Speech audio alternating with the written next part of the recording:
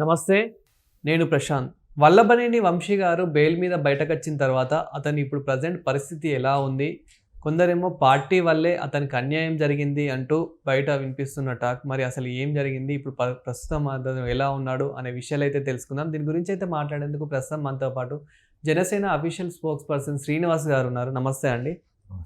Sir, Vallabhaneni Vamsi గారు bail మీద అయితే బయటకు రావడం జరిగింది. అతను వచ్చాక చాలామంది పరామర్శించడానికి అయితే రావడం జరుగుతుంది. కొందరేమో అసలు జగన్మోహన్ రెడ్డి వారి వల్లనే, ఇంకా పార్టీ వల్లనే అతనికి అన్యాయం జరిగింది అంటూ ఇలా మాట్లాడుతూ ఉన్నారు. అసలు నిజానికి ఏం జరిగింది? అతని పరిస్థితి ఇప్పుడు ఎలా ఉంది? దాదాపు 140 రోజులు అనుకుంటా ఆయన జైల్లో ఉన్నాడు. ఆయన వల్లభనేని వంశీ గురించి వస్తే అతనికి రాజకీయంగా భిక్ష పెట్టింది తెలుగుదేశం పార్టీ. తెలుగుదేశం పార్టీ నుంచే ఎదిగిన వ్యక్తి. అటువంటి వ్యక్తి వైఎస్ఆర్ కాంగ్రెస్ పార్టీలో జాయిన్ అయిన తర్వాత అతని వ్యవహార శైలి కానీ, అతని భాష కానీ, అతని విధానం కానీ అన్నీ మారిపోయినాయి.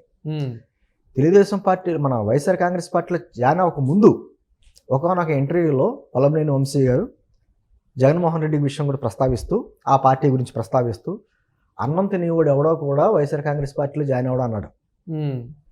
ఇదే వంశీ.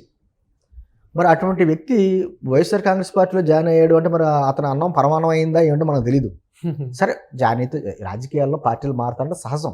కానీ పార్టీ మారిన తర్వాత అధినేత మెప్పు గురించి విపరీతమైనటువంటి భాష, అటు చంద్రబాబు గారిని, చంద్రబాబు గారి భార్యని, భువనేశ్వరి గారిని, లోకేష్ని ఇన్ని రకాలుగా అతను మాట్లాడాడు. అన్ని రకాలుగా దిగజారుడు భాష అంతా మాట్లాడాడు. తర్వాత గన్నవరం నియోజకవర్గానికి సంబంధించినటువంటి అతను చేసిన అక్రమాలు, భూ అక్రమాలు అన్నీ బయటకు వస్తున్నాయి. ఇప్పుడు కేసులు ఒకటి కాదు, భూ అక్రమాల దందాలు ఒకటి, రెండోది తెలుగుదేశం పార్టీ ఆఫీస్ మీద దాడి కావచ్చు. వీటన్నిటి మీద అతను జైలుకి వెళ్ళి వచ్చాడు, బయటకు వచ్చాడు. నిన్న వారి అధినేత జగన్మోహన్ రెడ్డిని కూడా కలిసాడు. భార్యాభర్తలు ఇద్దరు వెళ్ళి కలిసి వచ్చారు. ఏంటంది, అధికారాన్ని అడ్డం పెట్టుకుని భాష మాట్లాడితే మధ్యకాలంలో మళ్ళీ ఒక ఇంటర్వ్యూ కూడా అతను బయటకు వచ్చింది. ఏమని అంటాడు, నేను భువనేశ్వరమ్మ గారిని ఏం అనలేదు, నేను మాట కొంచెం దొర్లేను, తప్పు మాట్లాడాను. వీళ్ళందరికీ తెలియని విషయం ఏంటంటే నేను ఆవిడని అక్క అని పిలుస్తాను, ఆవిడంటే నాకు అంత గౌరవం, ఆవిడని ఏం అనలేదు, కాకపోతే కొన్ని తప్పు పదాలు పొరపాట్లు మాట్లాడాను అనే మాట అతను స్వయంగా ఒప్పుకున్నాడు. అంటే నోటి నుంచి వదిలినటువంటి మాట చేతిలోంచి వదిలేసినటువంటి బాణం లాంటిది. వెళ్ళిపోతే మళ్ళీ వెనక్కి తీసుకోలేము. మాట్లాడేటప్పుడు ప్రజా జీవితంలో ఉన్నప్పుడు చాలా ఆచితూచి మాట్లాడాలి.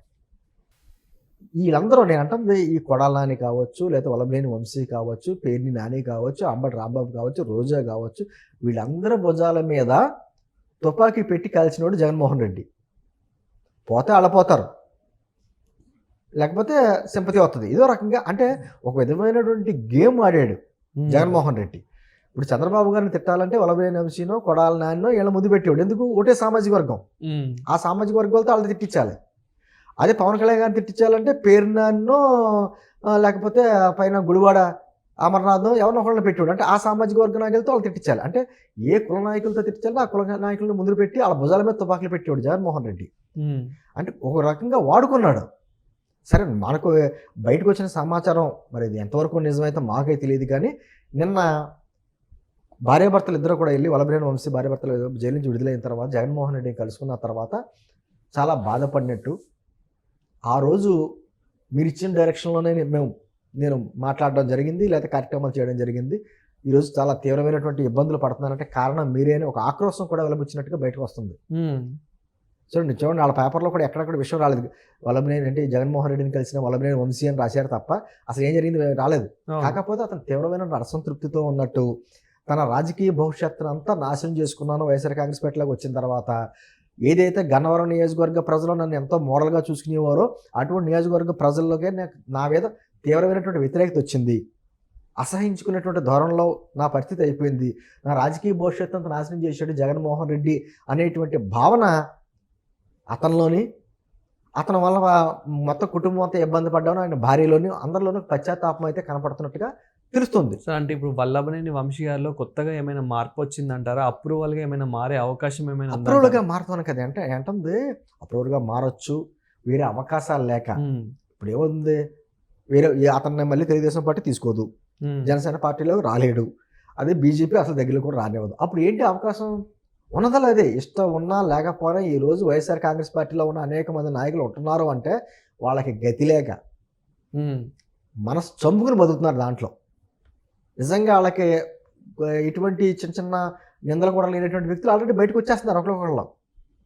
ఎందుకు ఈ పార్టీలో ఉంటే మనకు భవిష్యత్తు ఉండదు, జగన్తో ఉంటే జైలుకే పోవాలి, జనంతో ఉంటే ఈ రోజు కాకపోతే రేపైనా రాజకీయ భవిష్యత్తు ఉంటుంది, ఈ రెండింటిలో డిసైడ్ చేసుకుని బయటకు వచ్చే వాళ్ళు వస్తున్నారు. కానీ నేను చెప్పిన పేర్లు కొన్ని, రోజా కావచ్చు, కొడాల నాని, అంబటి, పేర్ని, ఈ వల్లభనేని వంశీ, ద్వారంపూడి, కొంతమంది ఉన్నారు. వీళ్ళు ఏ పార్టీలోకి మారలేరు. ఇంకా చచ్చినట్టు వాళ్ళకి రాజకీయ భవిష్యత్తు ఉండాలి అంటే రాజకీయాల్లో ఉండాలి అనుకుంటే ఆ వైఎస్ఆర్ కాంగ్రెస్ పార్టీలోనే ఉండాలి. అతను జగన్మోహన్ రెడ్డి కోరుకుంటుంది అదే.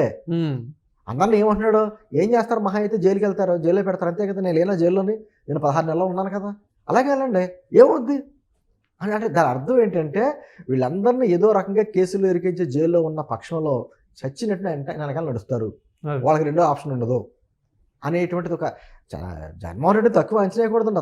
అతను ఆలోచన విధానం అంతా కుట్రపూరితంగా ఉంటుంది. మంచి ఆలోచనలు రావు. మంచి ఆలోచనలు వచ్చే ఉండుంటే అతనుకున్న డబ్బు కావచ్చు, అతనుకున్న రాజకీయ తండ్రి గారు ఇచ్చినటువంటి ఆ ప్లాట్ఫామ్ కావచ్చు, అతనుకున్న వయసు కావచ్చు, ఏదైనా 2019లో అతనికి ఇచ్చిన అవకాశాన్ని సద్వినియోగం చేసుకుంటే బ్రహ్మాండంగా ఉండేది అతని రాజకీయ భవిష్యత్తు. అతను చేసుకోలేడు అంటే ఆయన మ్యానుఫ్యాక్చరింగ్ డిఫెక్ట్ అది, అంతే ఆ బాడీ అంతే. అది అతని ఆలోచనలు ఎప్పుడు అటువంటి దుర్మార్గ ఆలోచనలే ఉంటాయి. అంటే ఈ రోజున వల్లభనేని వంశీ వాళ్ళు కూడా పశ్చాత్తాపడతారు. పశ్చాత్తాపడిన ఉపయోగం ఏంటి? అప్రూవర్గా మారిన ఉపయోగం ఏంటి? అప్రూవర్గా మారితే మళ్ళీ భయం జగన్మోహన్ రెడ్డి తోటి, మళ్ళీ ఏ బాత్రూమ్ తీసుకెళ్తాడో గొడ్డలు గుర్తుకొస్తూ ఉంటుంది. అందుకని చెప్పేసి వెళ్ళలేరు. ఏదో విజయసాయి రెడ్డి ధైర్యం చేసి బయటకు వచ్చాడు, కానీ ఇలా అందరూ ధైర్యం చేయలేరు.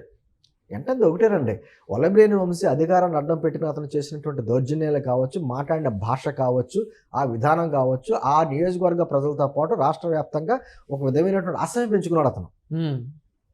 జగన్మోహన్ రెడ్డి వెళ్ళి ఆ తప్పట్లో జైల్లో ఉన్నప్పుడు వల్లభనేని వంశీని పరామర్శించాడు, అందగాడు అన్నాడు. ఒక మగ వ్యక్తి ఇంకొక మగవాడిని అందగాడిని ఎందుకు పోల్తాడని చాలా అందరూ నవ్వుకున్నారు. అందగాడ కావాలి, అతను అందం ఏంటో జైలు నుంచి బయటకు వచ్చిన తర్వాత చూశారు అందరూ. అతను అందం, అతని ఆరోగ్యం అన్నీ చూశారు జైల్లో ఉన్నప్పుడు. బయటకు వచ్చిన తర్వాత అన్నీ బయటపడ్డాయి. ఏంటంది, ఏదైనా పరండి రాజకీయంగా ఎదగాలి అనుకుంటే కనీసం భాష విషయంలో చాలా జాగ్రత్తగా ఉండాలి. మాట తుల్లాను, ఏదో అనేసాను, తప్పు చేశాను, ఆ రోజు పలానా తప్పు చేస్తే చెప్పు, ఇప్పుడు ఆ రోజు నేను చేసిన తప్పే, అధికారాన్ని అడ్డం పెట్టుకుని మేము చేసాం, అప్రూవర్గా మారు. కనీసం ప్రజల్లో నేను పశ్చాత్తాపం వస్తుంది, పోనీ క్షమిస్తారేమో. అది మానేసి నువ్వు మళ్ళీ జైలు నుంచి బయటకు వచ్చిన వెంటనే జగన్మోహన్ రెడ్డి కలిసావు. జగన్మోహన్ రెడ్డికి కలిసి నీ ఆక్రోశాన్ని అంతా వెలిబుచ్చావా, లేకపోతే ఇంకా నాకు గతి లేదు కాబట్టి అన్నా నువ్వే నా గతి అని చెప్పేసి వేడుకున్నావా, మాకు తెలీదు. కానీ ఎప్పటికైనా ఇటువంటి వ్యక్తులు ఎవరైనా సరే, నేను చెప్పినంత పేర్లు, వీళ్ళందరికీ కూడా రాజకీయ భవిష్యత్తు ఉండాలనుకుంటే మాత్రం అప్రూవర్గా మారి బయటకు వచ్చి ప్రజలకు క్షమాపణ చెప్తే తప్ప వాళ్ళకి భవిష్యత్తు ఉండదు. లేదు ఏదో రకంగా ఇలాగే మా రాజకీయ భవిష్యత్తు ఇలాగే ఉంటే బాగుంటుంది, జగన్మోహన్ రెడ్డితో ఏదో 4 డబ్బులైనా ఇస్తాడా, మమ్మల్ని ఆదుకుంటాడైనా, అటువంటి భావన అయినా ఉంటే మాత్రం కొనసాగాలి. ఏం జరుగుతుందో చూద్దాం. Thank you sir.